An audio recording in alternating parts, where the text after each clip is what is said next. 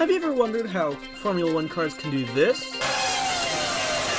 And not this? Welcome to Aerodynamics! So air. Have you heard of it? If not, you might be shocked to know that you're breathing it in right now. So, how does this apply to our dinosaur bone-consuming vehicles on the highway that can't seem to go straight?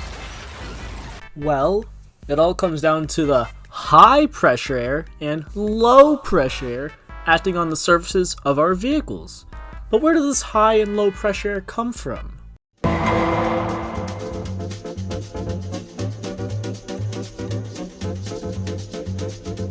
Way back in the 18th century, there was a Swiss guy named Daniel Bernoulli. In 1738, he published a book called Hydrodynamics. In his book, he found that pressure in the fluid decreases when the flow speed increases and vice versa. So, now bring it back to cars.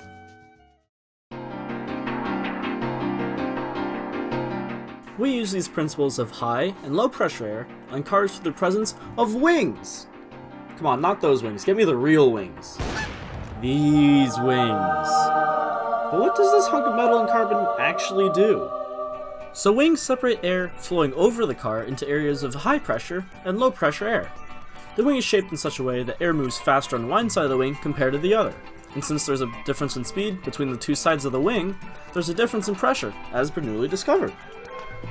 Now, since our purpose for this wing is to generate downforce, we want the higher pressure on top of the wing, so we have the faster air moving underneath of it. Since we have this higher pressure on top, it is then pushing the vehicle into the ground, enabling them to do crazy turns like this. 13, we might have to wait quite a while before they start their laps. 20 corners, 5.6 kilometers. You only need quarter of a second. How hard can it be?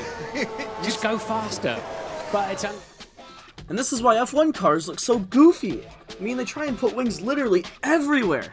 Like, we got a big old rear wing here, we got a big old front wing here, and you got wings next to the driver's head? Like, what are those, X-wings, like a Star Wars plane?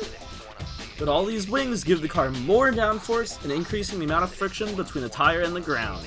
This all-important friction relies on the force applied by the car on the ground. So to increase this grip of the car through friction, we have to increase the amount of force pushing the car on the ground. So think about it like this. The harder you press your hand into the table here, the harder it is for your hand to slide. Typically, this is done by increasing the weight, but this comes at the cost of a heavier car, which means being slower. And you don't want to be slow in Formula 1, but there is a way around this though.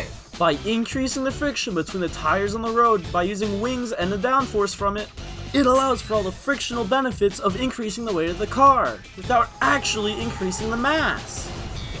The downward force provided by the wings act like additional weight, increasing the friction and making it harder for the tires to slip.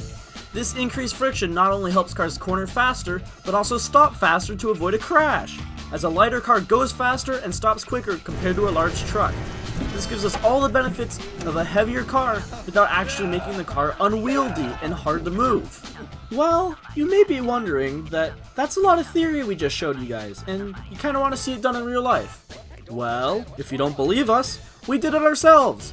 Even though we got a broke-ass budget and we're too lazy to figure out how to use my Chinese pirated SolidWorks on my computer, we decided to do it with a mini RC car wing to show you how low and high pressure air acts on a car's wing.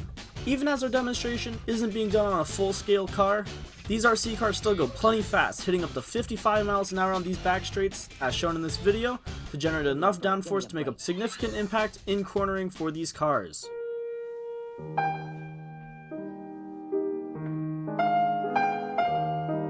If you pay attention to our lovely demonstration here, you can see the smoke on the bottom of the wing accelerate much faster than the smoke on top of the wing. Once again, look closely. You see the smoke on the underside of the wing move at a much greater velocity than the smoke on top of the wing. The smoke on top merely stalls out and gets slowed down compared to on the bottom, where it gets sped up, generating that low pressure zone that we all love to generate that wonderful force of downforce, helping our buggies and cars grip the road better and be able to corner at faster speeds. Thank you for watching our demonstration.